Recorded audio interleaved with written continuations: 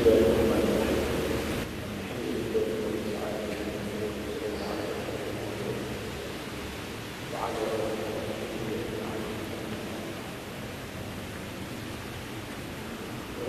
kasih kepada Tuhan yang mulia dan dihormati kita Maulana Muhammad yang mulia Tuan Imam, adik-adik Dewan Tuan Masjid dan hadirat yang dikasihi sekalian. Assalamualaikum warahmatullahi wabarakatuh. Alhamdulillah, pada malam ini kita dapat sama-sama berkumpul untuk majlis muncak pengajian Al-Bukhari yang merupakan kitab hadis yang paling utama di dalam agama kita, rujukan yang kedua selepas daripada dan pengajian yang seperti ini adalah sangat-sangat sangat-sangat patut untuk sentiasa diteruskan dari semasa ke semasa dan untuk diikuti oleh pelajar oleh yang telah mengikutinya dan pihak yang belum mengikutinya. Pengajian hadis seperti yang dilaksanakan di masjid kita, di Masjid Sultan Ismail Putra, adalah dengan tujuan untuk memperkenalkan pengajian hadis, untuk memahami hadis, cara memahami hadis yang sebenar. Bagaimana untuk kita memahami sesuatu hadis dengan sepatutnya, bukan dengan kefahaman yang tidak tepat. Dan juga supaya kita semua dapat memahami bahawasanya setiap kitab hadis mempunyai keistimewaan yang tersendiri, dan juga pengarang kitab-kitab hadis itu mempunyai maksud yang tersendiri di dalam menulis kitab mereka. Bukan semata-mata mengumpulkan hadis. Mana sesuatu hadis, kitab hadis itu bukan semata-mata baca terjemuk saja lepas pada tahu hadis ini hadis itu, bukan. Tetapi lebih lagi daripada itu, iaitu nak memahami maksud yang maksud pengarang sesebuah kitab hadis itu mengarang kitab. Masing-masing mempunyai maksud yang tersendiri, terkam. Imam Bukhari mempunyai maksud yang lain daripada Imam Muslim di dalam mengarang kitab. Imam Tirmidzi mempunyai maksud yang lain daripada Imam Hasan di dalam mengarang kitab. Imam Ibnu Majah mempunyai maksud yang lain di dalam mengarang kitab daripada Imam Malik. Masing-masing mempunyai maksud yang tersendiri. Jadi alhamdulillah, mana di sini di Masjid Bukhari ini, Masjid Sultan Ismail Putra, mana kita telah mana bagi yang mengikuti dengan sebelumnya pengajian kitab Sahih Bukhari ini dapat memahami, semoga dapat memahami dengan baik maksud kehendak Imam Bukhari di dalam mengarang kitab Bukhari. Di samping dapat mendalami ilmu hadis itu sendiri. Tetapi pengajian hadis yang dilaksanakan di Masjid Bukhari, begitu juga di Masjid Langgar, begitu juga di Masjid Dawah Haji, begitu juga di Nandi, begitu juga di Masjid Muhammadi, dan juga di bangunan Dawah Haji. Ini bukanlah pengajian hadis yang sebenar, yang mengikut sistem sebagaimana yang telah diwarisi daripada ulama-ulama kita. Tetapi sebagai untuk kefahaman kepada masyarakat, sekurang-kurangnya, walaupun masyarakat tidak mampu untuk membawa benda kepada orang lain, nak mengajak pula kepada orang lain, Imam Bukhari maksud nak mengajak pula kepada orang lain, tetapi sekurang-kurangnya mereka mempunyai kefahaman untuk diri sendiri terhadap hadis dan juga terhadap apa yang dikehendaki oleh Imam Bukhari di dalam Sahih. Sistem yang sebenar di dalam pengajian hadis yang cuba kita usahakan, seperti yang kita cuba usahakan di pusat pengajian Darul Tauhid antara. Begitu juga yang cuba diusahakan di tempat-tempat yang lain adalah dengan maksud yang lebih lagi daripada itu. Dengan maksud untuk melahirkan orang-orang yang belajar hadis bukan hanya semata-mata dia memahami hadis, tetapi dia boleh membawa ilmu hadis itu kepada orang lain. Dia boleh mengajar, dia boleh mengarang, mana boleh membawa ilmu agama yang sebenarnya kepada kepada masyarakat, kepada orang lain. Kerana itu, sistem pengajian hadis yang sebenarnya mempunyai perintah-perintah yang begitu lama dilalui. Mana mungkin sebentar. Setengah orang, setengah kalangan kita kerana semangat, mungkin kerana semangat untuk mempelajari ilmu hadis, mereka menyangka bahawa cara pengajian sistem pengajian ilmu hadis ini hanya semata-mata itu. Mana dalam keadaan tidak mempunyai apa-apa asas, boleh belajar. Walaupun cara pengajian yang dibuat di masjid ini adalah sesuai untuk orang awal, sesuai untuk orang awal. Cuma dari segi sistem yang sebenar adalah cara yang lain yang melalui beberapa tahap, melalui tempoh beberapa rambut, melalui pengajian-pengajian yang ilmu-ilmu di dalam agama. Kerana itu, kita tengok ulama-ulama kita dulu. Kita tengok ulama-ulama kita dulu, walaupun mereka dikenali sebagai seorang tokoh hadis, Imam Abu Hanifah, Imam Syafi'i, Imam Malik, tetapi mereka juga mahir di dalam ilmu-ilmu agama yang lain, terutamanya ilmu hadis. Dan juga kita tengok ulama-ulama hadis kita dulu, tokoh-tokoh hadis dahulu, mereka dikenali sebagai tokoh hadis. Tetapi dari segi ilmu-ilmu yang lain, mereka cukup mahir. Kita boleh tengok ilmu usul fiqh yang terdapat di dalam kitab Bukhari. Kita boleh tengok balaghah yang terdapat di dalam kitab hadis, ulama-ulama kita betapa tinggi ilmu yang dimiliki oleh mereka. Kerana pengajian hadis yang sebenar, sistem pengajian hadis yang sebenar, seseorang sebelum dia sampai kepada perintah pengajian hadis itu, dia sudah tahu semua ilmu-ilmu yang lain.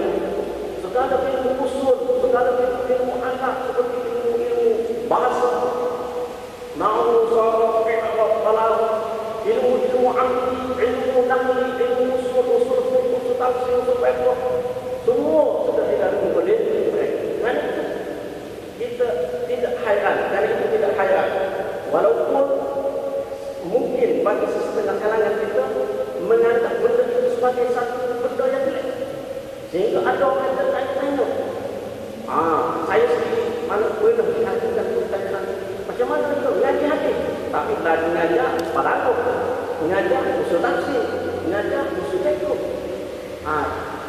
Sebab pertanyaan seperti itu timbul kerana tidak memahami sistem pengajian hadis yang sebenar, yang juga kita terapkan di pusat pengajian Darul Kautsar dan juga yang dibina di benua kecil India dan di setengah tempat pengajian hadis di tempat kita. Jadi kerana itu,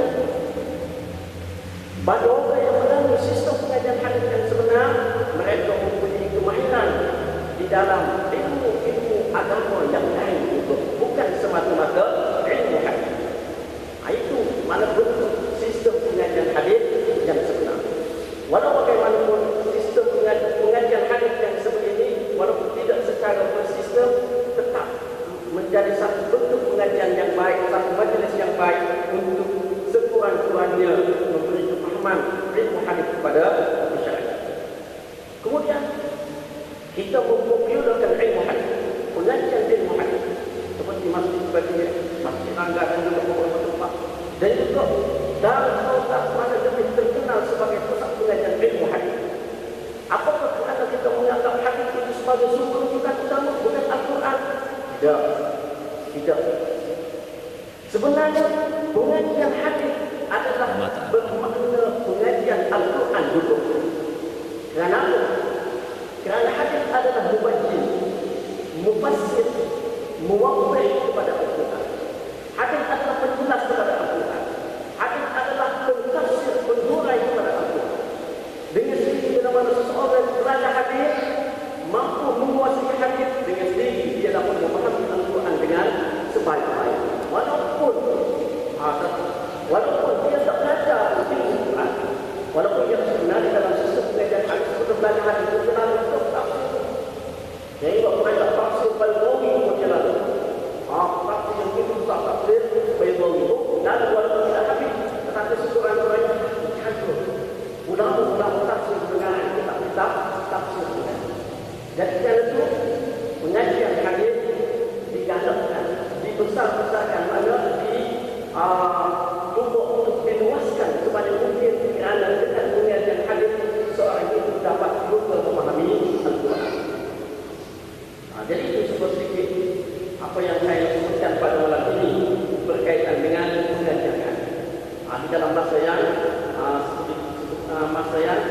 dihadkan. Kemudian akhir sekali untuk menjelaskan ketentuan yang mungkin timbul pembicaraan di yang mungkin timbul daripada sebahagian kita, iaitu ada sesetengah kita yang bertanya, apakah majlis-majlis yang seperti ini, majlis khatam Al-Quran ataupun majlis khatam Al-Quran ini termasuk di dalam perkara bid'ah yang tidak diharuskan pada syarat? Apakah begitu? Maka di sini kita nak menjelaskan bahawasanya ia tidak termasuk di dalam perkara tersebut. Kerana majlis sebegini dengan ada sedikit jamuan lebih bersifat majlis kesyukuran dan ia bukan bersifat ibadah. Mana kita buat majlis ini sendiri, walaupun setiap amal kebajikan, setiap buat makan kepada orang tak boleh pahala itu, tetapi majlis itu sendiri bukan dengan maksud ibadah. Kerana perkara-perkara bid'ah di dalam ta'arifnya adalah perkara yang menyerupai mubahis syariah, yang menyerupai syariah, berbentuk ibadah yang buat tu dengan maksud ibadah, buat tu dengan maksud boleh pahala semata-mata amalan, buat tu dengan maksud nak uraikan dosa, buat tu dengan maksud nak meringankan azab. Tetapi majlis kita yang seperti ini bukan dengan maksud yang sedemikian, tetapi ada kebiasaan api sesuatu sebagai tanda kegembiraan, tanda kesyukuran, maka kita buat sedikit jamuan, sedikit. Bahkan majlis-majlis seperti ini dia boleh menjadi wasilah pula, boleh menjadi mana jalan ke arah menggalakkan orang lain untuk mendalami ilmu agama, untuk belajar, untuk mana masing-masing berkeinginan pula untuk mengambil peluang kesempatan daripada ini kalau ada peluang untuk sama-sama mempelajari kitab-kitab hadis yang disebut. Jadi itu sedikit sebagai menjelaskan ketentuan yang mungkin timbul di kalangan sebahagian daripada kita. Kerana kita mesti jelas di antara ibadah dengan adat mesti kena jelas. Kalau benda berbentuk ibadah maksudnya semata-mata nak mendapatkan pahala daripada Allah Subhanahu Wa Taala atau memang itu kena berdasarkan kepada Nabi, berdasarkan kepada apa yang dibawa, yang ditunjukkan oleh Nabi Sallallahu Alaihi Wasallam dan sahabat-sahabat radhiyallahu alaihim ajma'in. Jadi cukuplah saya cukuplah untuk di dalam peluang yang ringkas ini saya menjelaskan beberapa perkara kepada hadirin pada malam ini. Wallahu a'lam. Wassalamualaikum warahmatullahi wabarakatuh.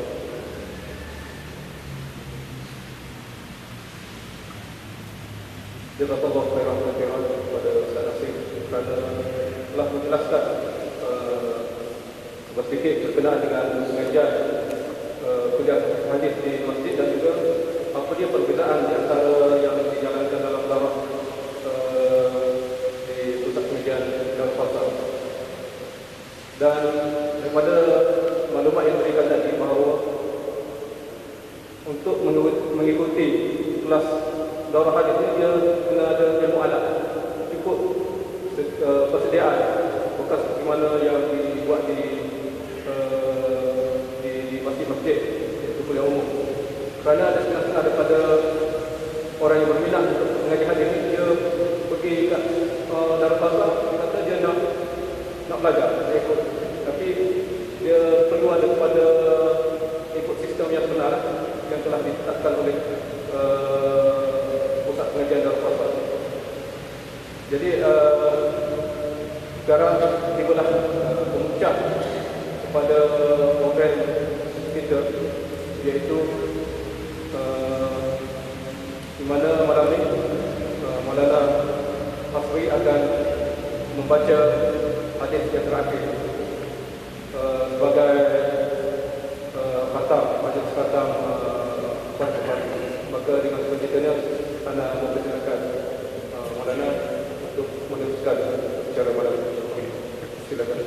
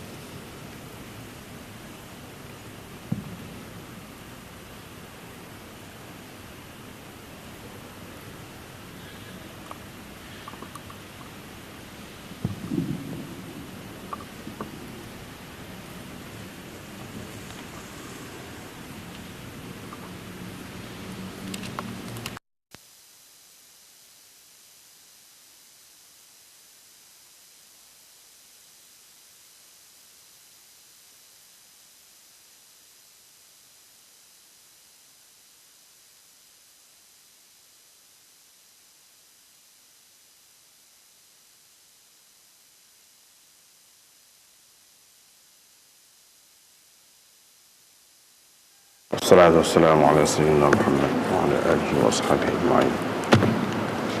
Allahumma 'allimna ma jahilna wa dhakkirna ma nasina wa yassir wa la tu'assir ya karim bil khair.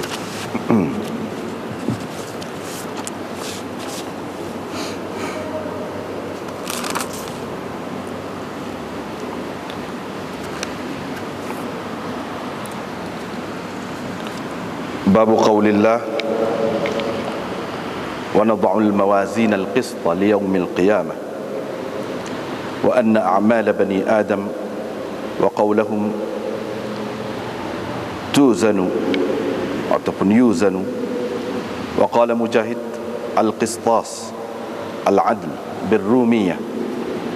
ويقال القسط مصدر المقسط وهو العادل. وأما القاسط فهو الجائر. وبه قال حدثنا أحمد بن إشكاب قال حدثنا محمد بن فضيل عن عمارة بن القعقاع عن أبي زرعة عن أبي هريرة رضي الله تعالى عنه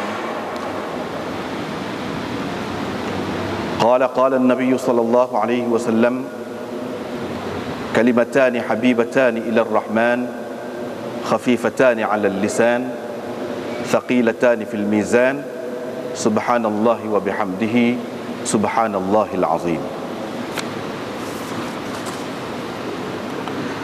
Ini bab firman Allah wa nad'ul mawazin al-qista li yaumil qiyamah, dan kami letakkan beberapa neraca yang adil pada hari kiamat nanti. Dan sesungguhnya amalan-amalan manusia itu dan ucapan mereka akan ditimbang. Mujahid berkata, al-qistas maknanya al-adlu, maknanya keadilan. Birrumiyah, mengikut bahasa Rum. Dan dikatakan al-qist itu adalah masdar bagi muqsit, iaitulah yang adil. Adapun qasid itu dengan arti yang zalim. Dengan sanadnya Imam Bukhari meriwayatkan daripada Abi Hurairah radhiyallahu taala anhu, katanya Nabi SAW bersabda, dua ucapan disukai Tuhan Ar-Rahman, ringan kepada lisan dan berat dalam mizan, yaitu subhanallahi wa bihamdihi subhanallahil azim. Maha suci Allah, di samping aku memujinya, maha suci Allah yang maha agung. Ini adalah bab yang terakhir dalam kitab Sahih Bukhari ini. Dan bab ini termasuk di bawah Kitabut Tauhid. Kitabut Tauhid iaitu bab besar dia, Kitabut Tauhid, dan ada banyak bab di bawah kitab itu. Malam ni, ini adalah bab yang terakhir.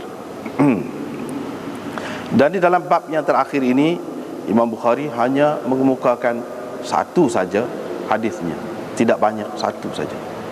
Berbeza dengan sebelum-sebelum ni, banyak. Ini hanya satu saja.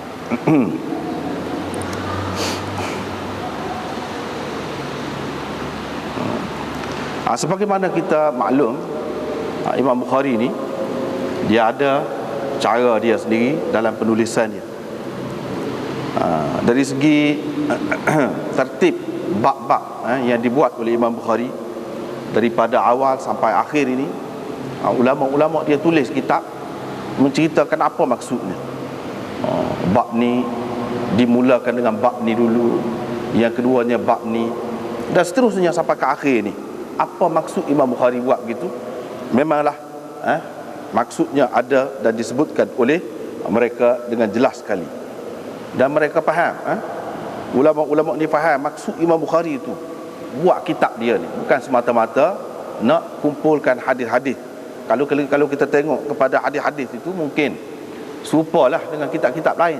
Tapi kalau kita tengok kepada cara dia susun, dengan cara bab-bab itu yang dia kemukakan itu memang berbeza daripada kitab-kitab lain. Misalnya kita kata Imam Bukhari mulakan kitab dia ni dengan hadis innamal a'malu binniyat.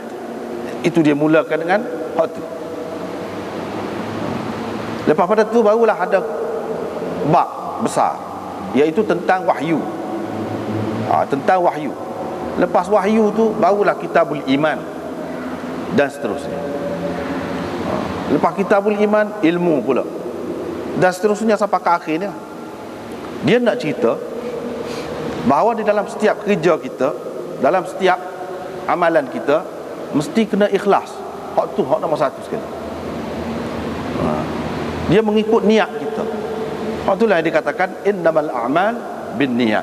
Segala amalan itu dikira mengikut niat.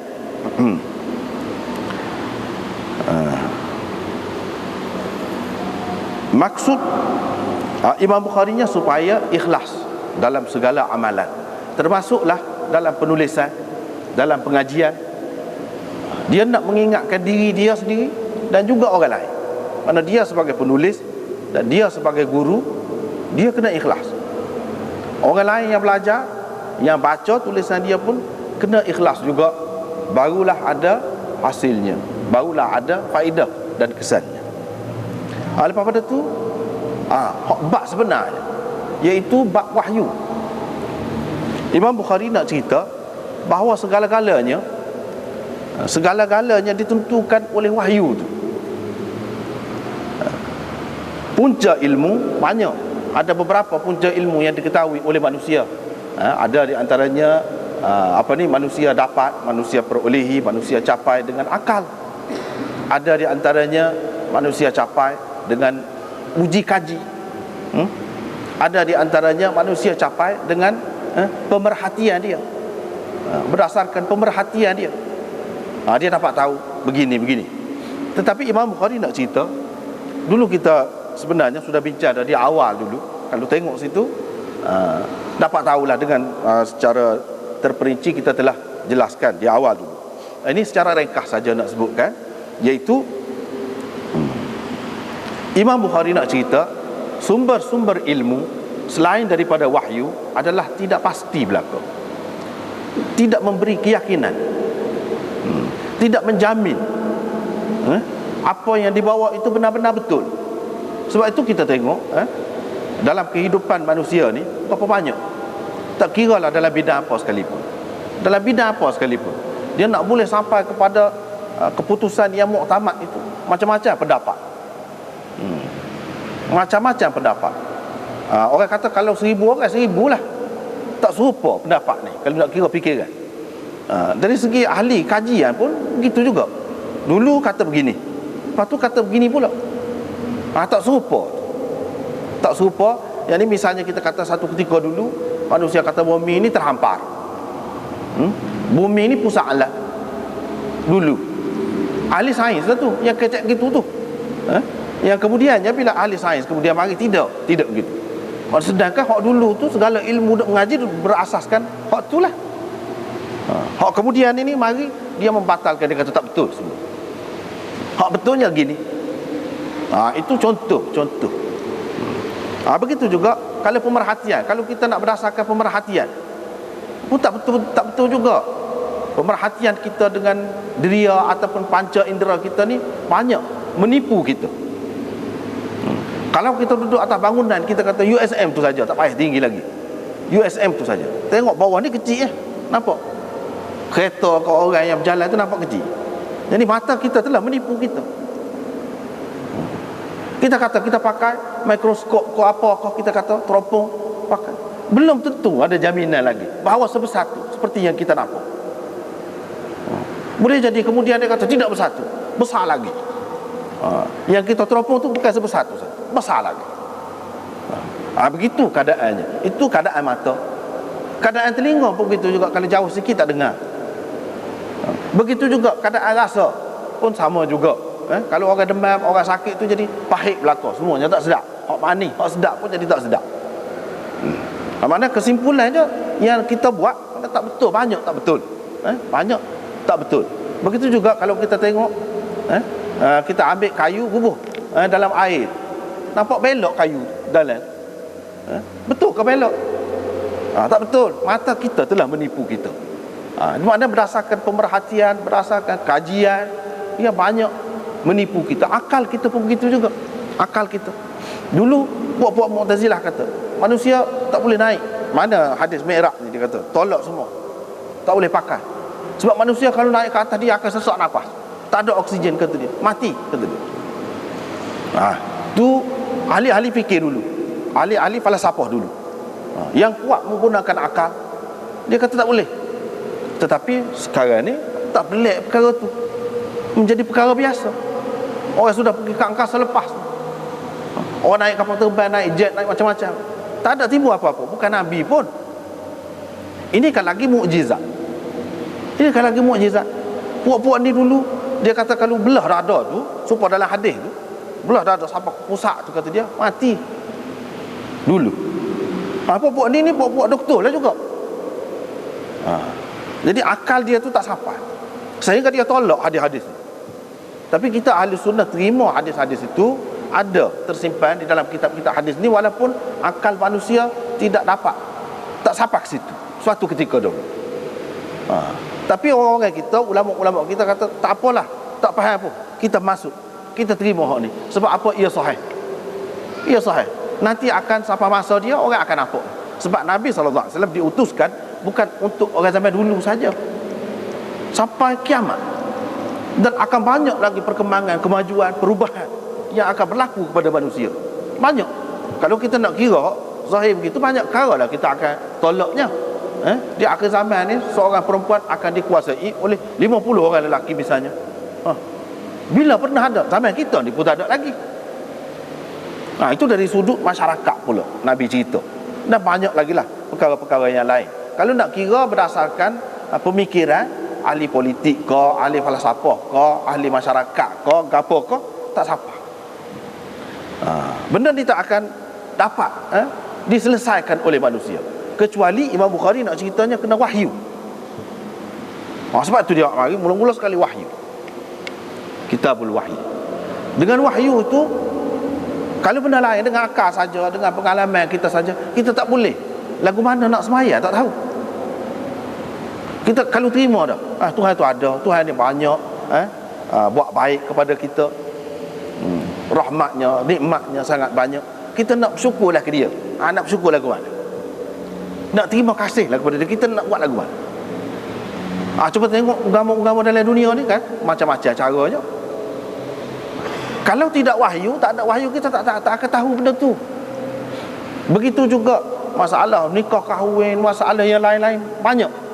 Semuanya tidak dapat diselesaikan dengan akal dan pengalaman manusia, ataupun pemerhatian manusia tak pandai. Dia kena wahyu. Itu hak dunia. Kalau hak akhirat, nak cerita hak lepas mati, dalam kubur, di pada mahsyar, dalam syurga, dalam neraka, macam mana? Tentu akal tak akan sampai ke situ. Tak ada. Semua berhenti setakat dunia ni. Dunia ni pun tak habis cerita. Jadi Imam Bukhari nak cerita semua ni kita boleh selesai dengan adanya wahyu. Wahyu itulah punca ilmu yang terjamin. Hak tu Imam Bukhari nak ayat. Dengan sebab itu kita kena berpandukan hak tu dalam hidup kita ni. Bukan dalam masalah agama, hak kita panggil agama ibadat saja. Bahkan dalam perkara-perkara yang lain juga kita kena berpandukan wahyu. Kalau kita berpandukan akal saja, tak jadi. Berapa ramai, berapa juta manusia akan terseksa, akan teraniaya dalam kehidupan ini kerana mengikut sesuatu sistem. Misalnya dulu sistem kapitalis, dia kata bila kita bagi buta ke orang, patutlah kita dapat untung, kita dapat bunga. Sebab apa? Duit kita tu duduk dengan dia. Kalau duduk dengan kita boleh labur, kita boleh buat berniaga, kan kita akan dapat untung. Jadi kalau kita bui ke dia, bui saja gitu, dia bayar kepada kita pun sebanyak tu juga. Kita orang tu butan dengan kita 10,000, dia bayar pun 10,000 juga. Jadi nyanyalah kita Ada munasabah juga kalau nak kira dengan akal. Atas dasar satulah kapitalis tu dia tegak, diterima. Sebab kalau duduk dengan kita tak boleh kau kan, kita boleh buat berniaga. Ni kita tak boleh. Sepatutnya dia kena bagilah kepada kita sekurang-kurangnya. Hak kita kata kalau kita berniaga kita boleh sebanyak mana. Bukan tak kira nak buat nyanyi. Dia kata bukan nak buat nyanyi. Jadi kalau ambil 4% ke 5% ke, kira-kiranya tak nyanyi. Sebab benar sabar. Dalam keadaan biasa pun, kalau kita berniaga biasa pun kita akan boleh sebanyak tu. Manusia akan kata boleh. Dan memang gitulah, telah duduk pakai selama mana. Sehingga manusia yang lain naik ramah lagi, ahli fikir balah tak kira lah, revolusi. Berapa ramah mati untuk nak ubah sistem. Dia kata ini tak betul. Kerana ni lah jadi manusia ni teraniaya. Kerana sistem ni lah teraniaya, maka naik sosialis.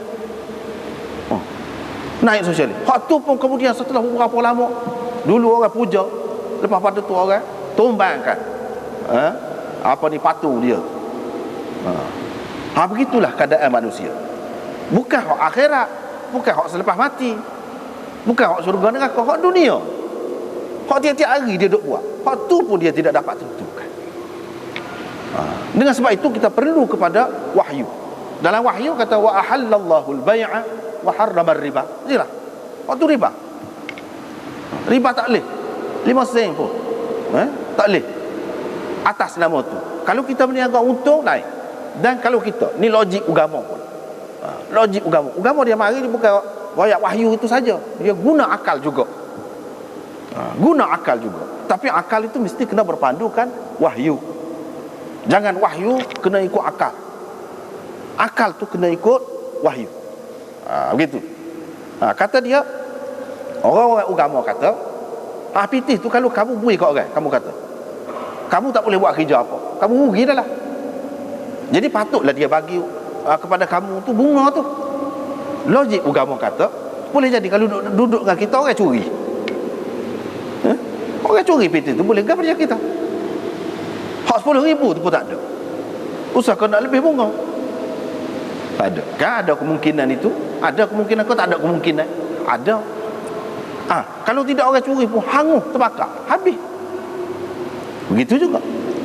Kalau tidak begitu, kerajaan jatuh, meleset, pelaburan tu banyaklah asalnya, jadi rugi. Tak ada apa-apa. Kerana meleset saja boleh jatuh dah, boleh rugi dah kita, kan? Jadi maknanya tidak semestinya dalam perhitungan kita tu keuntungan dunia. Kita kena faham ada lagi konsep-konsep yang lain yang diajar oleh wahyu itu. Orang panggil berkat, rahmat Allah Subhanahu Wa Taala, tolong menolong, kasihani, simpati kepada orang lain. Ada hak tu ajaran agama. Hak tu kita nak tahu benda-benda gini daripada wahyu.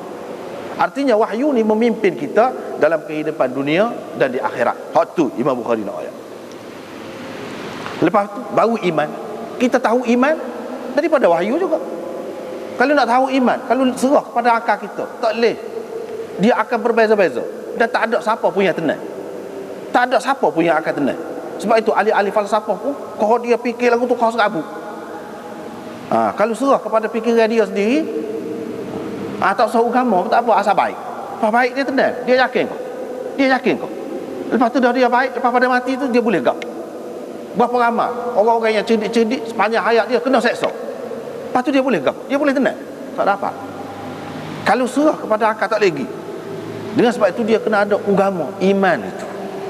Iman itu kita nak tahu mana. Dia kena wahyu juga. Lepas tu dia ambil kitabul ilm dan seterusnya sampai akhirnya hak ni. Sampai akhirnya hak ni.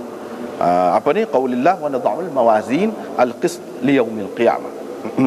Dia nak cerita hak itulah. Akhir sekali Imam Bukhari buat mari kitabut tauhid. Kitabut tauhid makna apa? Iaitu maksudnya kalau kita hujung, kalau kita mati dengan la ilaha illallah. La ilaha illallah. Man kana akhiru kalamihi la ilaha illallah dakhala al-jannah. Dalam hadis ada sebut begitu. Maknanya Imam Bukhari nak ajar kita kena ikhlas daripada awal, kena betul, dapat dengan wahyu, kena beriman, kena ada ilmu, Bila ada ilmu kena beramal, ibadat, muamalat dan sebagainya, ada semua tu. Bila gitu kita nak pergi ke mana? Kita ni selamat ke tidak? Tak selamat kalau tidak ada tauhid. Dia bubuh tauhid akhir. Sekala orang bubuh dalam kitab ni tauhid ni, akidah ni dulu. Dia tidak. Iman saja dia. Tapi hak tauhid ni hak nombor satu. Sebab apa? Sebab Nabi SAW kata dah, orang yang akhir kalam dia la ilaha illallah masuk syurga. Maknanya tauhid lah tu. Hujung hidup dia iaitu husnul khatimah. Kesudahan dia baik. Lagu mana kesudahan dia baik? Iaitu dia sudah dengan tauhid. Makna tauhid itu penting. Di akhir-akhir hidup kita ataupun setiap kerja kita kena ingat hak tu. Nak ikhlas tu ikhlas ke siapa? Kepada Allah, kerana Allah. Dan kita kena kenal Allah Subhanahu Wa Taala tu. Kena tauhid. Betul-betul tauhid dalam arti kata yang sebenar. Lepas tu Imam Bukhari bahas tauhid tu banyaklah bab ni. Sampai kepada akhir. Akhir sekali tauhidnya hak ni. Bincang tentang kalam Allah. Sebanyak mana Imam Bukhari akhir sekali kalam Allah tu panjang benar dia bincang. Paling panjang lah dalam kitab tauhid ni, iaitu dia bincang tentang kalam Allah Subhanahu Wa Taala. Di sini dia amari hak akhir. Hak akhirnya tentang kalam Allah. Yakni wahyu tu dia dapat lagu mana? Dia dapat lagu mana? Seseorang nabi tu dia dapat lagu mana wahyu? Dan wahyu tu hakikatnya apa? Kalam Allah lah. Itu Imam Bukhari nak ayat. Maknanya bila sampai ke hujung ni, dia sambung semula. Dia bertaut semula dengan hak awal dia. Bukan kata hujung putus dah. Wahyu hak mula-mula dalam bab yang pertama tu dia ada kaitan dengan kalam Allah. Hak dalam tauhid. Dia ada kaitan. Dia jadi bersambung gitu. Jadi tidak putus. Musi semua bergerak semua. Tidak kata berhenti sekat tu habis. Tidak. Maknanya bila habis kalam Allah itulah punca wahyu. Maka dari basyarin an yukallimahullah illa wahyan aw min wara'i hijab aw yursila rasulan fayuhiya bi idnihi ma yasha. Dalam ayat tu disebutkan manusia ni kalau nak bercakap dengan Allah tak ada saluran lain kecuali melalui dua tiga cara. Dua tiga cara yang disebutkan wahyu min wara'i hijab ataupun melalui malaikat Jibril yang bawa kalam Allah itu. Semuanya itu termasuk di dalam kalam Allah hakikatnya. Imam Bukhari nak ayat tu. Jadi kalam Allah ni penting. Kenapa? Sebab wahyu tu dia ada kaitan dengan hak ni. Itulah yang dikatakan wahyu. Sama ada dalam bentuk wahyul matlu ke ataupun ghairul matlu ke, Quran ke ataupun hadis, pada hakikatnya adalah wahyu daripada Allah Subhanahu Wa Taala. Hak dia melalui malaikat tu kita panggil Quran. Hak tidak melalui malaikat dua lagi tu, di situlah masalah buat anti hadis ni. Dia kata hak tu wahyu ni Quran saja. Adapun hadis tu bukan. Hak tu hak Nabi sendiri. Tu tak kena. Sebab apa? Dalam Quran sendiri sebut hak melalui malaikat itu satu. Hak dua lagi tu duduk mana? Tak pernah diguna. Dua saluran lagi. Dua saluran lagi tu besar maknanya. Dan itulah hadis. Imam Bukhari nak ceritanya wahyu tu dalam dua bentuk. Satunya dalam bentuk Quran, satu lagi dalam bentuk hadis. Dalam bentuk hadis. Semuanya daripada Allah Subhanahu Wa Taala belaka. Itu ada kaitan dengan kalam Allah. Imam Bukhari, kalau sebelum pada ni kita ikut tidak, mana kita tahu cara dia. Kita tahu cara Imam Bukhari, iaitu dia ni kalau dia nak sabitkan apa-apa, dia akan kemukakan bukti demi bukti. Dia akan buat bab, lepas tu bab lain pula untuk membuktikan benda yang sama. Kalau benda tu terutamanya benda yang payah, rumit dan benda besar. Misalnya dalam bab kalam Allah ni. Berapa bab dia buat mari? Siapa ke bab ni? Mengikut ulama yang kata bab akhir ni pun memang dimaksudkan. Sebab setengah-setengah ulama kata tidak dimaksudkan hak ni. Hak Bukhari sebenarnya sebelum pada ni. Hak akhir ni dari segi syarat dia pun kurang sikit. Dari segi syarat dia, kemudian dari segi tidak ada kena-mengena dengan kalam itu. Nampak di sini. Dia kata setengah-setengah tu kata ini bukan hak asal. Hak asalnya kalau di permulaan tu bab wahyu. Innamal a'malu binniyat tu bukan. Hak tu sebagai mukaddimah dia. Hak ni sebagai khatimah. Jadi hak isi sebenarnya antara dua itulah.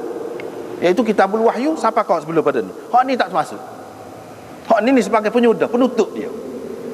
Isi dia tidak hak sebelum pada tu. Tetapi mengikut Maulana Anwar Shah Kashmiri, dia kata tidak. Hak ni pun termasuk. Imam Bukhari nak sabitkan lagi kalam Allah Subhanahu taala tu berbeza daripada kalam makhluk. Dan perbuatan kita hak tu dia buat tajuk. Sini. Situ kita nampak Maulana Anwar Shah Kashmiri memang seorang yang hebat dalam pemahaman hadis ni, terutama Sahih Bukhari ni, di mana dia mengajar berpuluh tahun. Puluh tahun mengajar Sahih Bukhari ni. Dia nampak, dia kata tidak, hak orang kata hak ni suku ni penutup saja, tak. Hak ni termasuk dalam isi Bukhari sekali. Sebab apa? Sebab dia kata di sini Imam Bukhari nak kaitkan dengan kalam Allah Subhanahu taala juga. Jadi kalam Allah itu dia bukan baharu. Kalam Allah itu adalah sifat Allah. Kalam Allah itu masuk dalam salah satu sifat Allah. Dan sifat Allah ni bukan makhluk. Bila bukan makhluk, dia tidak adalah sifat-sifat makhluk tu. Lepas tu hak kita duduk baca, ni dia kata dia. Wa anna a'mala bani Adam wa qawlahum yuzanu ataupun tuzanu. Amalan manusia dan ucapan mereka akan ditimbang. Mana ucapan? Hak kita ucap ni banyak.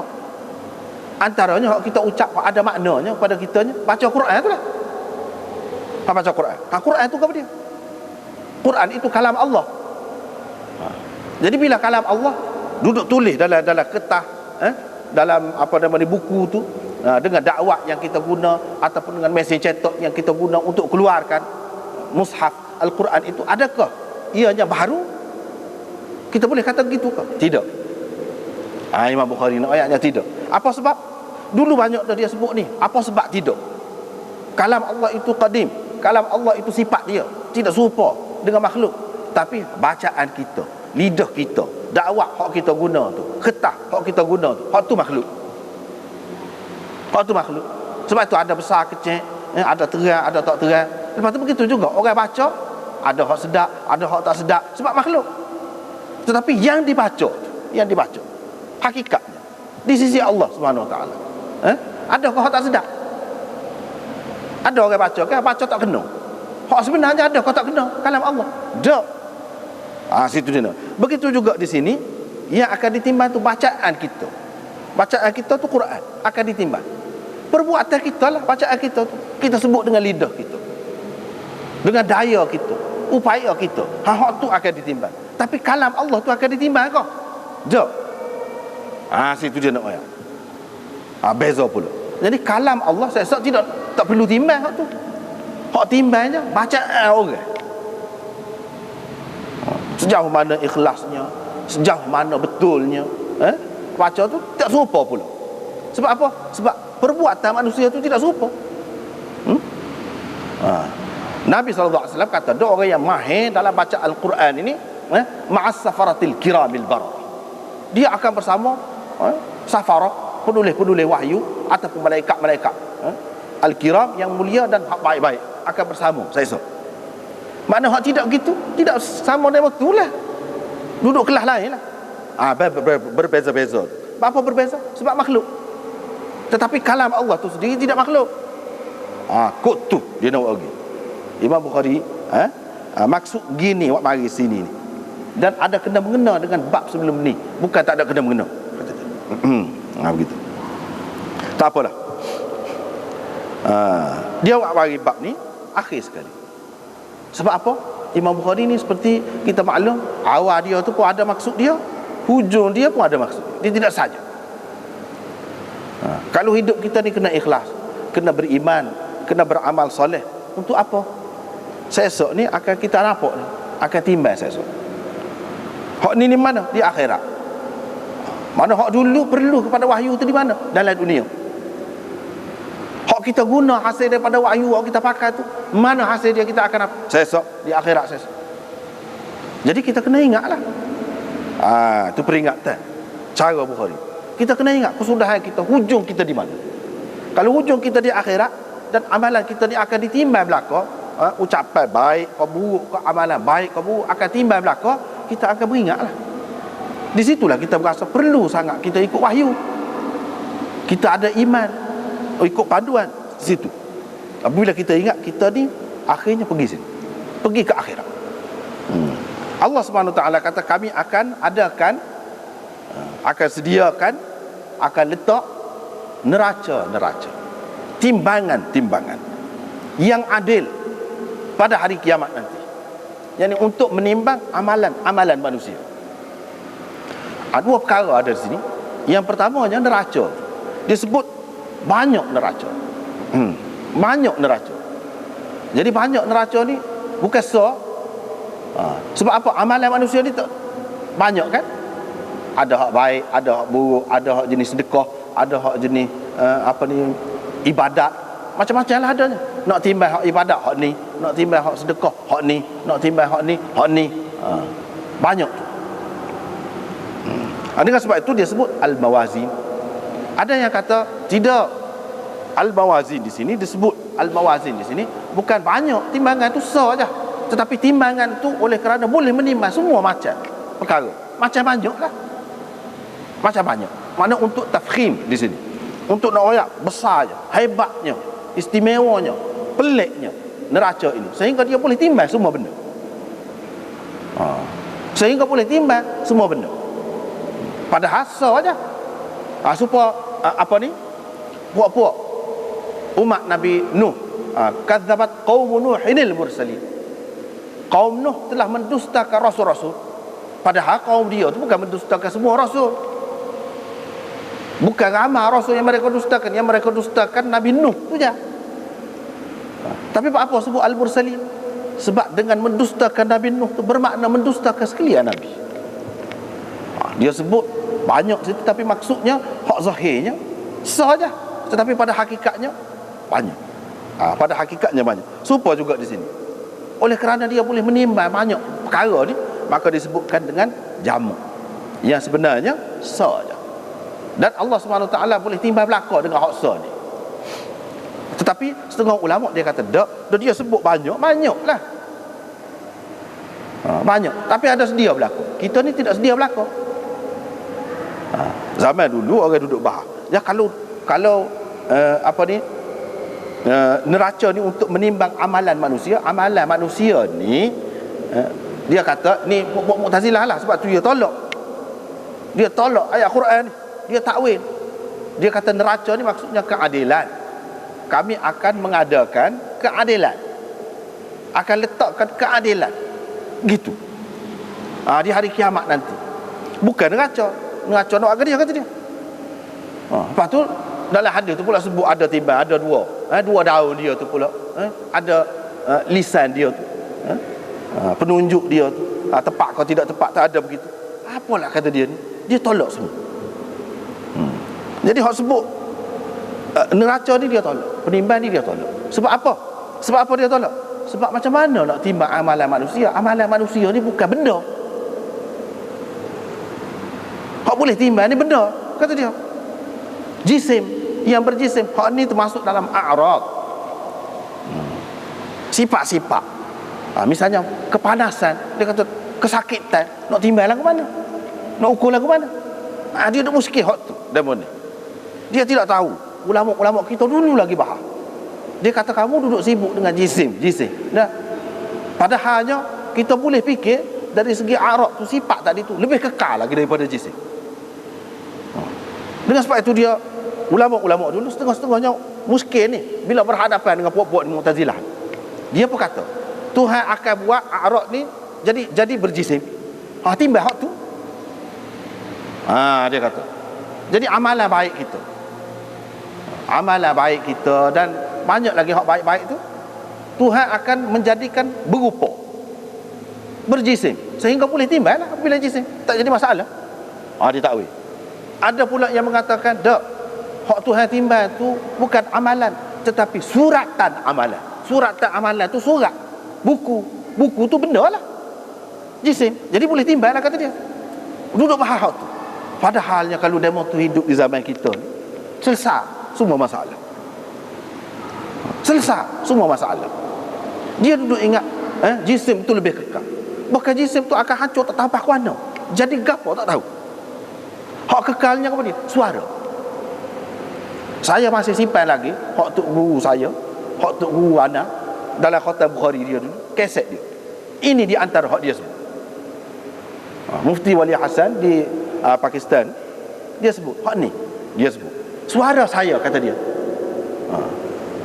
bila saya mati akan ada lagi, tapi saya entah di mana, kata dia. Maknanya ada yang boleh menyimpan suara. Teknologi sekarang ni, kemajuan sains telah buat boleh simpan. Panas, suhu, suhu kita boleh ukur sekarang ni. Suhu panas, sejuk tu benda kah? Jisim kah?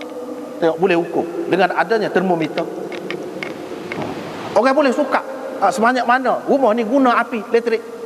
Benda kah? Tidak, kesan daripada benda yang tidak diketahui oleh saintis pun hakikat dia. Elektrik tu apa dia? Cuma kesan dia saja. Boleh kesan, tapi boleh ukur juga. Boleh ukur udara, tekanan udara boleh ukur. Tetapi semua masing-masing tu kan ada pengukur masing-masing, ada alat, ada neraca masing-masing. Tetapi berapa banyak lagi yang kita tak boleh ukur, tak boleh timbang, tak boleh suka. Berapa banyak? Sekarang ni gambar, Tuhan tak tahu apa mana, gambar tu ada lagi. Gambar. Itu semua simpan belakang. Hak ni lebih kekal, kata dia. Dengan sebab itulah dalam kitab-kitab akidah gapo, ulama-ulama ahli sunnah bahas dah benda ni. Dia kata a'rab itu hak lebih kekal. Jadi kalau tak pelik lah, kalau ucapan manusia boleh ditimbang, kalau amalan baik buruk dia boleh ditimbang, tak pelik. Dan kita tak boleh kata a'rab tak boleh nak timbang lagu mana. Sedangkan lo ni banyak ada perkara benda yang bukan merupakan benda kan boleh timbang, boleh ukur, boleh tahu. Dan masing-masing ada neraca, ada sukatan, ada meter, ada alat dia sendiri.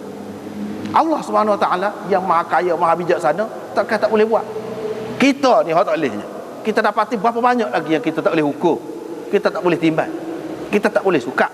Allah Subhanahu Wa Taala dia sediakan beberapa banyak mizan. Hak tu sebab dia kata al-mawazin. Hak tu lebih sesuai. Dah Tuhan guna jamuk lah, tersudut tawil. Tersudut tawil kata yang akan ditimbang itu suratan, buku amalan itu. Yang akan ditimbang itu ialah apabila amalan ini dirupakan oleh Allah Subhanahu Wa Taala, berupa benda. Tak perlu. Di situ kita tengok kemajuan sains dan teknologi ni bukan bercanggah, dia kuat lagi akidah kita, membenar lagi apa yang tersebut di dalam kitab-kitab kita. Bukan sesuatu yang bercanggah. Kita tak using maju kau molek. Bukan seperti agama lain, dia takut kalau sains maju. Sebab apa? Akan terdedah kepalsuan dia. Tetapi agama Islam tidak gitu. Agama Islam tidak gitu. Kau maju orang, dia akan apa? Islam ini, ajaran Nabi SAW ini wahyu yang betul-betul terjamin. Lepas tu dia sebut al-qist, yang adil. Yang adil. Kita tidak nak bahas panjang dari segi bahasa. Kalau nak bahas dari segi bahasa, panjanglah situ. Kita nak ringkas-ringkas saja. Al-qist itu dia masdar. Dia jadi sifat di sini. Ringkas saja. Jadi sifat di sini. Kalau nak kira jadi sifat, hak ni al-qist mufrad. Macam mana dia nak jadi sifat kepada hak jamak tu? Cara Imam Bukhari jawab mari. Dia nak ayat dah. Dalam Quran ini kalau kita tengok nampak zahirnya tidak menepati nahwu. Sebenarnya dah hak tu lah hak nahwu tingginya. Sebab dia masdar, dia boleh guna untuk semua. Itu ringkas cerita. Dan amalan manusia ni, ucapan mereka akan ditimbang. Jadi amalan kita tu bukannya zat tubuh kita, diri kita, amalan kita. Imam Bukhari nak ayat ni, yang akan ditimbang besok ialah a'rab itu. Hak orang sampai dulu duduk sibuk tu. Duduk sibuk. Duduk takwil begitu-begini. Imam Bukhari jelas amalan manusia. Amalan manusia ni kepada dia bukan zat, bukan benda, bukan berjisim. Hak tu yang akan ditimbang. Ucapan dia, mana berjisim, bukan boleh pegang, tapi boleh. Allah SWT boleh pegang. Kita pun boleh pegang dalam ni. Takak lah, boleh pegang. Suara tu orang sampai dulu tak boleh. Gambar, takak gambar tu lah, boleh lah, boleh pegang. Allah SWT boleh pegang dan dia boleh ukur. Kita akan nampak keadilan dia tu esok. Kita akan nampak tujuan apa ni timbang ni esok ni supaya kita nampak. Tidak kata dalam gelap buat keputusan tu, tidak. Kita nampak sendiri. Tak boleh nak kata apa. Supaya buat ujian orang hak minum arak je lah. Memandu kereta minum arak tu, dia tak boleh nak kata apa. Ni. Nak kata gana dah. Tu sukatan dia, ukuran dia. Nak kata gana. Senyap lah, tak kata apa dah lah. Nanti terima bayar lah. Ataupun masuk je. Gitulah. Mujahid berkata, qistas itu maknanya al-adl, adil. Ini bahasa Rum, kata dia. Bahasa Rum asalnya. Lepas tu kita kata dalam Quran ni kan disebutkan turun dalam bahasa Arab. Apa dalam Quran ni ada pula bahasa lainnya. Itu panjang pula nak cerita. Jadi masalah bahasa ni pun nak ceritanya, hak ni sudah jadi bahasa Arab dah. Sebab sekolah tu. Orang tak fikir dah school. Nah, sekolah, school lah. Tapi orang tak fikir sudah jadi bahasa kita. Hak ni pula betul lah juga. Hak ni pula betul lah juga. Sudah jadi bahasa Arab. Hak kata turun dalam bahasa Arab tu betul. Tetapi kalau nak kira asal usul dia, kalau kita nak selidik, maka kita akan tahu hak ni asal dia dalam bahasa Rum. Tapi sudah jadi bahasa Arab. Mana bahasa Arab tu bahasa yang hidup. Dia boleh berkembang, dia boleh terima hak luar. Hak luar boleh ambil daripada dia, baru maju. Lagu tu. Bahasa jenis tu. Tak apalah. Lepas tu al-qist kata dia masdar bagi muqsid. Ni kalau orang mengaji Arab ya akan faham lah. Tapi lagu mana al-qist itu masdar kepada muqsid? Sepatutnya kalau orang yang mengaji sarah, dia kata masdar bagi muqsid daripada aqsata, masdar dia iqsat, bukan qist. Bapa Bukhari kata lagu ni. Bapa Bukhari kata lagu ni. Masdar bagi muqsid. Muqsid itu maknanya adil. Tapi kalau qasid, makna dia zalim. Qasid. Qasid ni masdar dia qaf sin ta juga, tetapi qasd.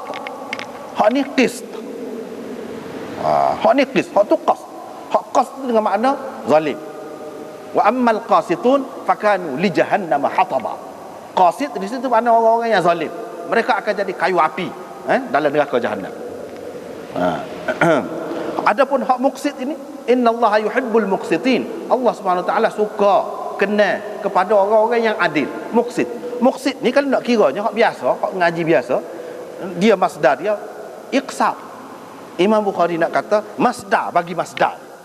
Hak asal dia. Maknanya bukan hak ni. Kadang-kadang kita boleh kata begitu. Maknanya ini menunjukkan bahawa Imam Bukhari ni dari segi bahasa dia seorang yang tinggi. Dari segi bahasa. Sekali kita tengok kata, apa lagu ni? Salah ni. Dak. Ada kalanya dalam bahasa Arab dia kira ambil hak dulu. Hak asal. Hak asal. Dia nak ceritanya hamzah yang ada pada awal aqsata itu, hamzah dengan arti salb dan izalah. Hak tu. Mana kalau kita belajar ilmu saraf, dia kata bina dia. Makna dia apa dia? Makna dia salb dan izalah. Maknanya hilang, buang. Dengan sebab ada hamzah tu saja. Jadi asal dia qasata, makna zalim. Kalau aqsata, makna hilang, buang zalim. Bila buang zalim, tubiklah adil. Gitu. Itu dari segi bahasa. Banyaklah kalau kita tengok dalam bahasa Arab, dia ada lagu tu. Penambahan lagu ni memberi makna gapo. Penambahan lagu ni memberi makna gapo. Dia nak ayat hak tu. Hak asalnya memang gitu. Iaitu qist. Tak apalah. Itu dia nak bahas dari segi bahasa saja. Dari segi bahasa. Sebab apa? Sebab dalam ayat tadi ada sebut perkataan itu. Perkataan itu tu gapo kalau orang tanya. Wa nadha'ul mawazin al-qist. Tu gapo dia? Masdar. Lepas tu masdar boleh jadi sifat kah? Boleh. Sebab masdar ni makna minal ma'ani. Boleh. Seperti kita kata rajulun adlun. Adlun itu masdar. Boleh. Rajul mana orang yang adil. Bukan orang keadilan dah.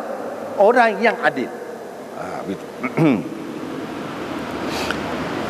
Lepas tu dia buat marilah hadis ini. Imam Bukhari buat mari hadis ni. Hadis daripada Abi Hurairah. Dia sudah dengan hadis Abu Hurairah. Sebab Abu Hurairah ni adalah hafiz hadis di kalangan sahabat. Tu kelebihan dia. Dan Allah Subhanahu Wa Taala kalau nak beri ilmu kepada seorang ni tidak nanti lama. Abu Hurairah ni 3 tahun je duduk dengan Nabi sallallahu alaihi wasallam. Tidak seperti sahabat-sahabat yang lain. Lama lagi, lebih lama. Tapi dah Allah Subhanahu Wa Taala nak beri ke dia. Kita nak minta dengan dia lah. Ud'uni astajib lakum. Itu Abu Hurairah nampak bersungguh mengaji hadis. Mengapa tak buat kerja benda lain. Duduk jauh ke hadis. Nabi SAW tengok, dia kena. Nabi SAW pun doa untuk dia. Bila dia mengadu pada Nabi SAW, dia ni tak ingat banyak. Nabi SAW kaya tak ingat. Nabi SAW kata, apa kain? Dia pun apa kain. Nabi SAW pun ambil bubuh dalam kain. Dakak, kata dia. Abu Hurairah pun dakak. Lepas pada tu, dia kata, aku tak lupa dah. Gapo pun. Aku tak lupa. Maknanya, dia isyarat kepada hak kita ambil akhir ni, iaitu hafiz hadis. Orang yang ingat kuat hadis. Dan orang yang begitu minat tentang hadis, iaitu Abu Hurairah. Sebab itu dia ambil. Nabi SAW bersabda, kata dia, dua ucapan yang disukai oleh Tuhan Ar-Rahman. Dua ucapan disukai oleh Tuhan Ar-Rahman. Apa dia sebut? Dua ucapan, dua kalimah. Tak apalah waktu kalimah dalam bahasa Arab ni boleh juga dengan makna ucapan. Dia tidak semesti perkataan. Walaupun ada juga dengan makna tu, tapi kalimah ni, kalla innaha kalimatun huwa qailuha. Misalnya kalimah di situ dengan makna ucapan di situ, bukan makna satu perkataan. Serupa juga di sini. Dua ucapan yang Allah Ar-Rahman, Tuhan Ar-Rahman suka. Dia sebut Rahman, nak isyarat kepada rahmat Allah Subhanahu Wa Taala yang luas. Yang dia sebut sebelum pada ni berapa kali dalam Bukhari ni sebut, inna rahmati sabaqat ghadabi, ataupun ghalabat ghadabi. Rahmat aku mengatasi, atau rahmat aku mendahului kemurkaanku. Bila rahmat Allah Subhanahu Wa Taala ni luas, maka walaupun kita buat sikit, dia boleh bagi upah ganjaran yang begitu banyak yang kita tidak suka. Cuma kita kena pandai-pandai lah. Benda ni untung banyak, supaya berniaga lah juga. Supaya berniaga. Bila untung banyak, kita masuklah situ. Hak tak untung banyak, tak ada masalah kita buat habis tenaga kita, buat habis masa kita. Dah kita ni letih, kita tak cekak, kita banyak perkara, banyak masalah, kita pilihlah hak banyak untung, hak ringan, hak tak susah. Dia nak ajar kita. Sesok Allah SWT ni dia boleh bagi. Walaupun sikit kita buat, dia boleh bagi banyak. Sebab tu dia sebut Ar-Rahman. Dua ucapan ni ringan atas lidah, atas lisan, lidah, ringan. Nak sebutnya mudah, tak payah. Dah boleh sebut mana-mana pun. Kalau kata nak menghafal Quran itu payah kat juga. Betul boleh baca Quran bila jalan pun, tapi nak apa tu bukan main payah tu. Lepas tu kena tajwid, tak kena tajwid dosa pula. Susah juga tu. Walaupun memang pahala dia banyak. Untuk umum semua orang boleh buat. Hak sakit pun boleh. Tak payah gerak dia, tak payah gerak. Gerak lidah. Gerak lidah. Ringan atas lidah. Sebab apa? Perkataan-perkataan yang disebut ni kalau kita perhati tak ada berat. Mengikut bahasa Arab, tak ada berat. Tidak termasuk di dalam huruf-huruf yang berat. Yang apa ni ada pada ucapan ini, tidak termasuk dalam. Tapi berat dalam ringan atas lidah, tapi berat dalam neraca. Sesok apabila ditimbang jadi berat. Jadi berat. Hak ni dua ucapan ini. Gapo dia? Iaitu subhanallahi wa bihamdihi, subhanallahil azim. Subhanallahi wa bihamdihi, subhanallahil azim. Itu je ucapan. Hak ni hak tak pandai pun boleh. Tak pandai pun boleh ni. Pergi mana-mana boleh jalan, boleh bawa kereta, boleh bawa motor, boleh menega pun boleh kata. Kalau salah sikit pun tak apa, Tuhan kira. Tuhan kira tak apa. Bukan dia sebut dah Rahman ni. Dia Rahman. Tidak, kalau Quran tidak lagu tu tak boleh. Kena mengaji molek. Hak ni dah mudah. Siapa-siapa pun boleh sebut. Orang mari kota pun boleh. Orang mari kota pun boleh. Cuma ada masalah khilaf tu. Hak ni kita sudah belajar dah dalam Bukhari ni. Kalau hak ikut daripada awal tak jadi masalah. Tapi kalau Quran tu berat lagi. Hak kepada hak kata tak boleh. Hak ni lagi ringan lah, ringan. Maknanya ringan dalam segala-galanya. Dalam segala-galanya. Kalau Quran tu mengikut pendapat orang kata orang mari kota tak boleh. Mana berat? Hak ni lebih ringan lagi daripada tu. Lebih ringan. Atas dasar zikir, atas dasar tu tak apa, boleh. Sebab itu dia kata ringan. Tapi dalam timbangannya berat, ada makna. Kita kena cari hak lagu tu lah. Kita yang lemah, yang dhaif, hidup dalam dunia ni, dalam masa yang ringkas, dalam masa yang sempit sangat. Jadi kita kena kata hak ni. Dan hak ni tidak khusus dengan hak tertentu tu. Misalnya hak ni pada masa ni saja, hak ni pada masa ni saja. Ada dalam hadis kan, sebut hak ni dibuat pada masa ni. Kalau kita buat lain tak kena lah. Kita buat lain tak kena. Sebab makan ubat lah, doktor suruh makan ni 2 butir, kita buih lebih, tak boleh lagu tu. Subhanallah, lepas semaya tu 33 lah, tak boleh lebih. Kalau lebih tak jadi. Sebab apa? Sebab dia letak dah sebanyak tu. Sebab doktor lah yang pakar lah. Kita tak boleh nak ngada-ngada. Kalau 33, kalau kita buat 100, hak ni dah, hak ni baca banyak mana pun tak apa, bebas hak ni. Dan bukan khusus lepas semaya, bukan pada masa nak tidur, bila-bila masa. Apa yang jadi lebih sangat tu. Dan kalau kita tengok dalam hadis yang lain, hak penutup ni, hak penyudah ni, hak molek ni, macam kita sebut tadi, la ilaha illallah. Kalau orang nak mati pun ajar tu, hak ni tidak. Sudah dengan hak ni buat apa? Imam Bukhari nak cerita, iaitu kalau penyudah ni majlis lah, kalau majlis mengaji, majlis gapo-gapo kan kita kata kafarah majlis, subhanakallahumma bihamdika asyhadu an la ilaha asyhadu an la ilaha illa anta astaghfiruka wa atubu ilaik. Kita baca tu, dia ampun kalau ada kesilapan kita dalam majlis tu. Imam Bukhari pun nak tutup majlis lah ni, nak habis dah kan ni. Jadi bila nak habis, kesudahan dia tu, hak sudahnya dia baca hak tu lah, subhanallah juga. Cuma tidak semesti dalam lafaz hak tu. Dalam lafaz lain pun ada makna tu juga, ada makna tu juga. Dengan sebab itu dia mari di belakang nak rayak penutup majlis. Dan hak ni ada la ilaha illallah pun ada juga dalam ni. La ilaha illallah pun ada. Tidak semesti seseorang tu betul-betul dia ucap la ilaha illallah dekat nak mati tu baru ada jaminan. Imam Bukhari nak rayak tu, takut orang nak pegang kuat sangat. Jadi dia tak boleh sebut hak tu, tapi dia ada sebut subhanallah misalnya. Tak apa dah tu. Imam Bukhari nak rayak, jangan duk kemas sangat satu-satu hadis tu, sebab dia boleh jadi ada makna yang lain. Hak tu pun iya. Sebab Nabi SAW sendiri pun dia hak akhir ucapan dia bukan la ilaha illallah, ar-rafiqal a'la ataupun fir rafiqil a'la. Hak tu dia disebut, lepas tu mati. Maknanya tidak semesti la ilaha illallah tu. Walaupun secara umumnya hak biasanya, hak mudahnya bila kita mengucap nak masuk Islam, sebut tu lah. Dan tak ada Muhammad Rasulullah.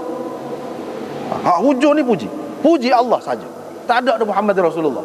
Takut nanti orang kata Muhammad itu bayangan Tuhan ke, wakil Tuhan ke, ataupun anak Tuhan ke, seperti agama lain yang sudah sesak belaka tu, dia sudah menyeleweng. Tak ada. Sebab tu bila nak mengucap orang nak mati pun dia suruh mengajar la ilaha illallah, bukan Muhammad Rasulullah. Maknanya tauhid betul-betul.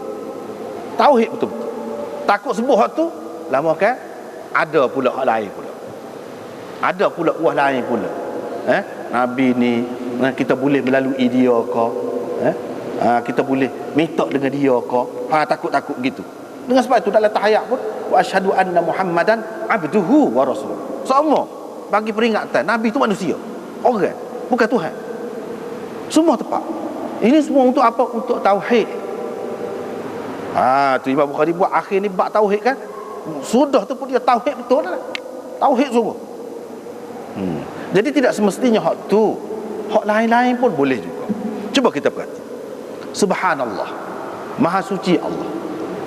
Yang ni aku beriktikad, aku kata bahawa Tuhan ni suci daripada segala kekurangan, segala keaiban.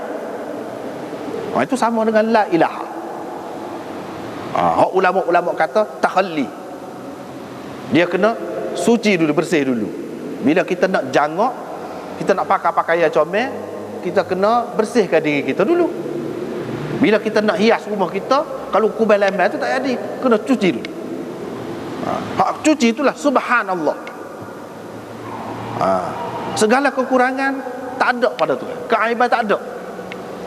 Aku sucikan betul-betul Allah dengan penuh keyakinan.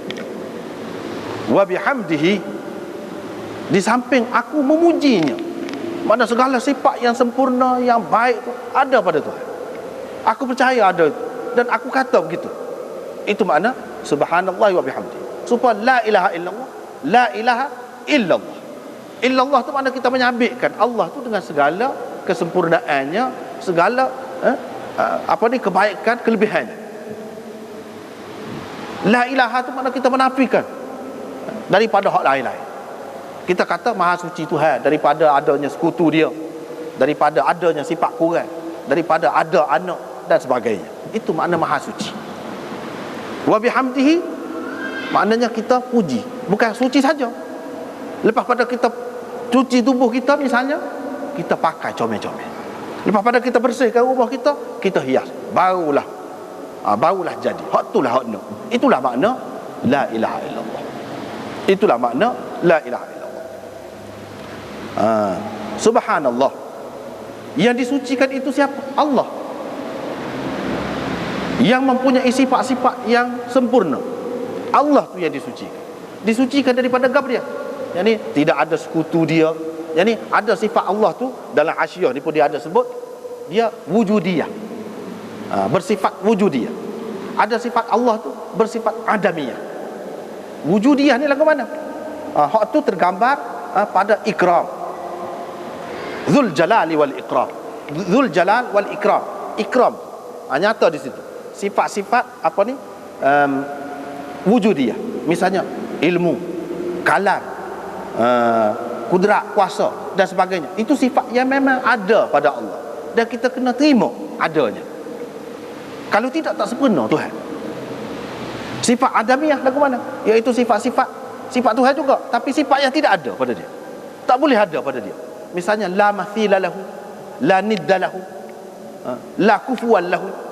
Tu. Ataupun sifat misalnya jahil, sifat lawan dia. Hak tu tak ada. Hak itulah yang kita sucikan Allah daripada sifat-sifat adamiyah tadi. Hak kita isbatkan itu sifat-sifat wujudiyah.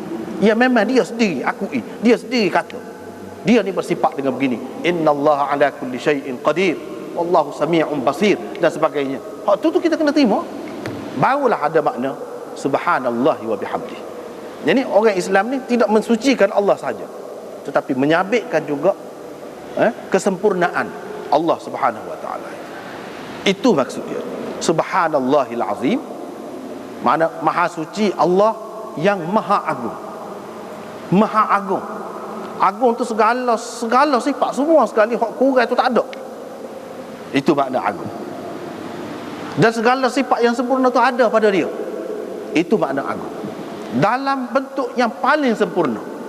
Kita pun ada juga kuasa, tapi setakat mana kuasa? Kita pun ada juga ilmu, tapi setakat mana? Dia ni dalam bentuk yang paling sempurna. Itu makna azim. Itu makna azim. Hak itulah yang kita sabitkan kepada Allah Subhanahu wa taala. Imam Bukhari nak cerita, kita royak semua ni, benda ni apa ni di hujung ni, sebab nak suruh biasakan diri kita dengan ucapan ahli syurga. Da'wahum fiha subhanakallahumma wa tahiyyatuhum fiha salam wa akhiru da'wahum alhamdulillahi rabbil alamin. Situ pun dalam ayat tu pun dia sebut juga. Dalam ayat tu pun dia sebut subhanakallah. Hak tu ucapan ahli syurga. Da'wahum fiha subhanakallahumma wa tahiyyatuhum fiha salam wa akhiru da'wahum alhamdulillahi rabbil alamin. Dalam ayat tu kedua-dua ada, tasbih dan juga hamd. Maknanya nafikan kekurangan, keaiban daripada Allah dan isbatkan kelebihan ataupun kesempurnaan kepada Allah. Itulah ucapan ahli syurga. Hak lain tak ada dah, sembahyang apa tak ada dah dalam syurga, tak ada. Tapi hak ni duk kata semacam. Nak suruh kita ni biasa dengan syurga, kata semacam dalam dunia ni. Insya-Allah kita akan jadi kata dalam syurga. Saya begitulah. Itu cara Imam Bukhari. Itu maksud Imam Bukhari. Dia nak pergi sana, kita kena ingat semua. Hak mati, hak sesok ni kena ingat semua. Jangan berhenti setakat dunia ni. Dengan sebab itu Imam Bukhari semua pun kalau dalam bab mana-mana pun Bukan hak bab akhir ni, bab mana-mana kalau di hujung tu dia mesti isyarat kepada sudah, habis, tamat, selesai. Dan seumpama dia mesti isyarat. Itu iltizam dia. Dia sudah mengikat diri dia nak buat kitab dia, banyak perkara dia kena jaga. Salah satu hak kena jaganya, dia mesti isyarat kepada penutup, penyudah, selesai, tamat. Dia mesti. Ni dalam bab akhir ni mana yang menunjukkan sudah? Sudah tu Hafiz Ibn Hajar kata sudah majlis ni lah. Sebab tu kafarah majlis. Baca subhanallah wa bihamdi. Hak tu menunjukkan sudah lah. Tapi Syekh Zakaria dalam Al-Abwab At-Tarajim dia kata sudah ni sama-sama Imam Bukhari dia isyarat kepada mati kita. Mana orang Islam ni dia kena ingat sama ke mati. Jangan kira hidup saja. Setiap permulaan, kalau bab mana-mana ada mula, ada sudah, ada hujung. Mesti. Pendek panjang tak kira. Umur manusia pun lagu tu lah. Umur manusia pun lagu tu lah juga. Ada panjang, ada pendek. Tak tahu kat tu. Tapi sudah mesti sudah. Tidak pergi dengan gitu tidak. Dia mesti ada isyarat kepada permulaan dan isyarat kepada kesudahan. Kesudahan itu kata Syekh Zakaria, maksudnya kesudahan hidup kita, mati. Maka kita kena ingat sungguh-sungguh tentang mati itu. Sebab itu Imam Bukhari dia ada syair. Imam Bukhari ni pun dia pandai juga bersyair. Apa dia kata, janganlah kita jadi seperti binatang yang tak sedar. Mithlul bahaimi la tara ajalaha hatta tusaqa ila al-majazir tunharu. Jangan jadi seperti binatang ternakan. Ia tak nampak bila ajal dia. Sehinggalah apabila diseret dia, bawa ke tempat sembelihan, di situlah dia disembelih. Jangan jadi gitu. Dengan sebab itu Imam Bukhari ni dia ingat benar mati. Sebab apa? Dengan ingat mati bukan jadi lemah semangat. Dia kau jadi kuat semangat. Kau jadi kuat. Dah kita nak mati kena bersedialah. Sebab lepas mati tu ada lagi. Dah kita nak mati tak tahu bila, jadi kita kena gomoh lah buat kerja. Dah tahu dah orang lain dia umur pendek, kena kira lah. Itu maksudnya. Jadi maksud mengingatkan kita kepada mati. Dan hak ingat kepada mati ni dalam Quran. Surah apa ni, An-Nasr. Fasabbih bihamdi rabbika wastaghfir. Fasabbih bihamdi rabbika wastaghfir innahu kana tawwaba. Dalam Quran kan ada sebut.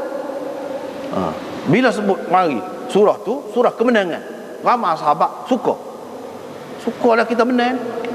Orang Islam akan naik, akan maju.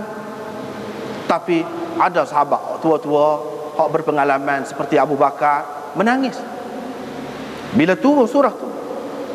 Bapa menangis. Dia kata ini menunjukkan Nabi nak mati.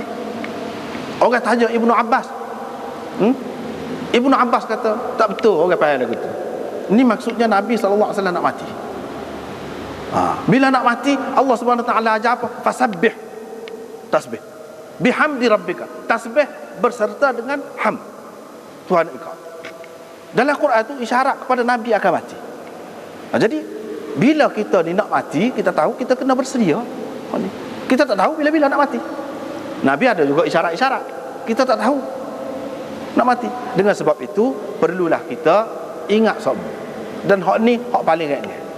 Dan hak ni dia menepati la ilaha illallah. Dan perkara ini disebutkan oleh Sindi dalam Hasyiah dia ni ada sebut serupa dengan la ilaha illallah juga. Nak ayatnya tidak semesti la ilaha illallah tu ucapan yang terakhir. Tak mesti. Dalam bentuk lain pun asal maksud dia sama, serupa. Dengan sebab itu hak ni ringan, kita ucaplah hak ni sama. Dan Imam Bukhari sudahkan kitab dia dengan subhanallahi wa bihamdihi subhanallahil azim. Sekat itulah dulu. Habislah. Alhamdulillah. Bismillahirrahmanirrahim. Alhamdulillahirabbil alamin. Wassalatu wassalamu ala sayyidina Muhammad wa ala alihi wa sahbihi. Allahumma rabbana faghfir lana dhunubana wa kaffir 'anna sayyi'atina wa tawaffana ma'al abrar. Allahumma arina al-haqqa haqqan warzuqna ittiba'ahu wa arina al-batila batilan warzuqna ijtinabah. Allahumma inna nas'aluka rahmatak. Allahumma zidna 'ilma wa la tuzigh qulubana ba'da idh hadaytana wa hab lana min ladunka rahmah innaka antal wahhab. Allahumma waffiq lana liittiba'i sunnati nabiyyik wahdina subulas salam. Allahumma inna nas'aluka rahmatak. Allahumma inna nas'aluka 'ilman nafi'a wa 'amalan mutaqabbala wa rizqan tayyiba. Allahumma أرنا الحق حقا وارزقنا اتباعه وأرنا الباطل باطلا وارزقنا اجتنابه ربنا هب لنا من أزواجنا وذرياتنا قرة أعين واجعلنا للمتقين إماما ربنا لا تزغ قلوبنا بعد إذ هديتنا وهب لنا من لدنك رحمة إنك أنت الوهاب وصلى الله على سيدنا محمد وعلى آله وصحبه أجمعين وآخر دعوانا أن الحمد لله رب العالمين.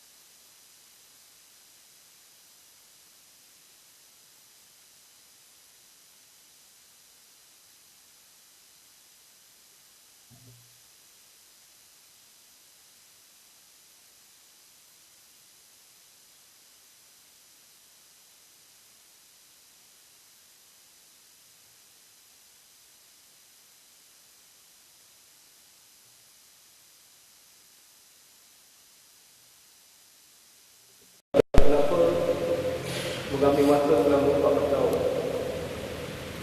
Dan ada ramai yang bertanya kenapa majlis ini tidak diadakan selepas solat maghrib di antara maghrib dan isyak.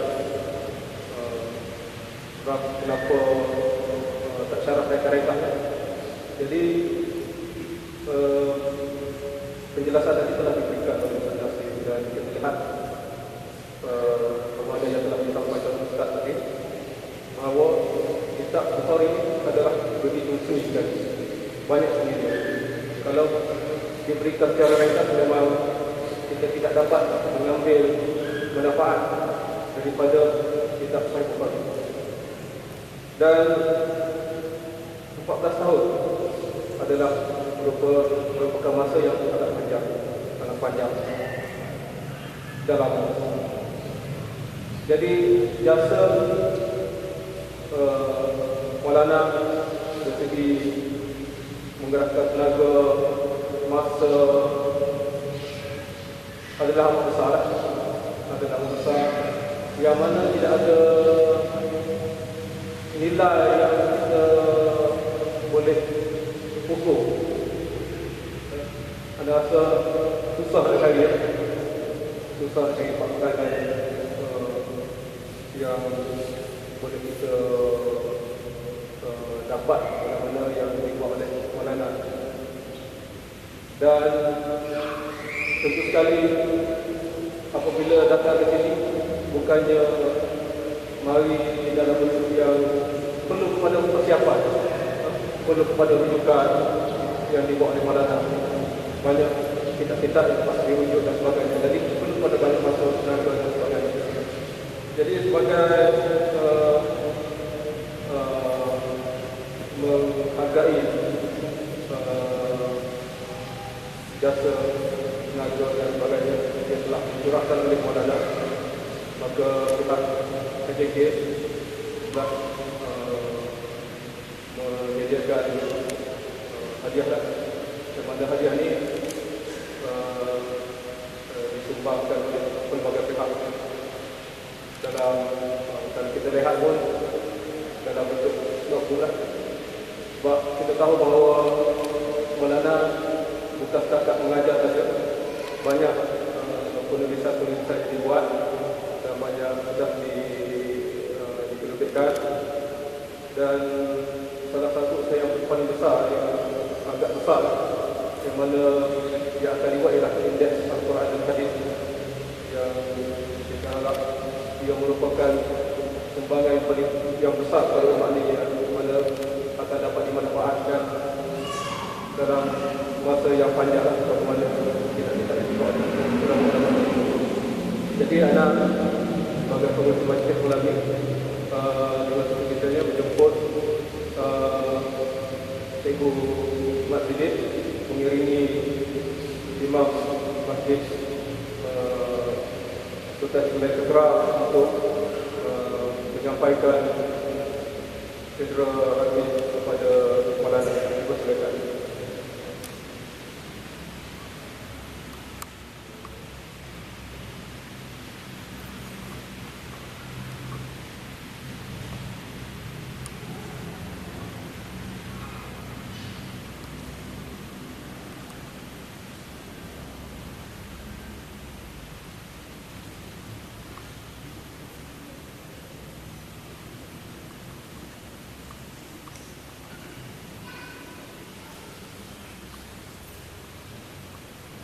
Jadi akhir sekali pihak majlis mengucapkan terima kasih kepada Maulana kerana telah membimbing kami semua dalam kuliah hadis syarah hadis Muslim dan Sahih Bukhari, dan juga kepada tuan rumah Masjid Kubang Krian yang masih mengharapkan supaya nanti di keterusan ini itu bergantung kepada Maulana, dan juga kepada AJK yang telah bersusah payah untuk mengadakan majlis pada malam ini, dan juga kepada para hadirin dan hadirat semua yang sanggup datang malam ini. Allah memberi kekuatan kita bersama-sama pada malam ini dalam keadaan hujan yang lebat, terpaksa meredah air dan sebagainya. Semoga Allah memberi pahala yang besar kepada kita, Allah. Dan sebelum kita akhiri majlis ini, ingin saya maklumkan bahawa kuliah-kuliah seperti ini yang berjalan ada beberapa tempat yang dikendalikan oleh Maulana, iaitu pada malam Selasa, hari Selasa malam Rabu di masjid besar Masjid Muhammadi di Kota Baru, iaitu syarah Sunan Abu Dawud.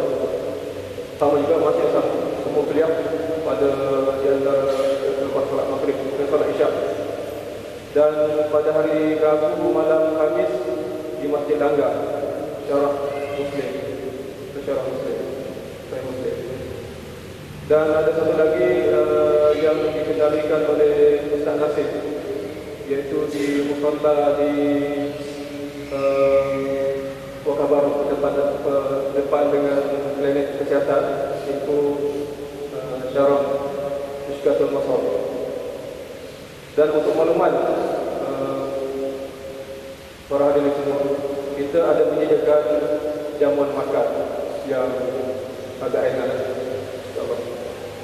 Dan kita sudahi dengan membaca Syafiq Al-Farah. Assalamualaikum warahmatullahi wabarakatuh.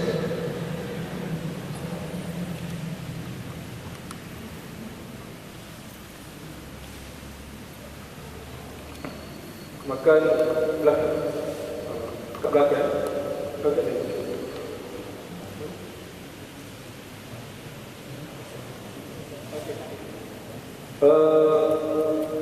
Muslimahnya di belakang, yang mungkin di sebelah. Dipersilakan.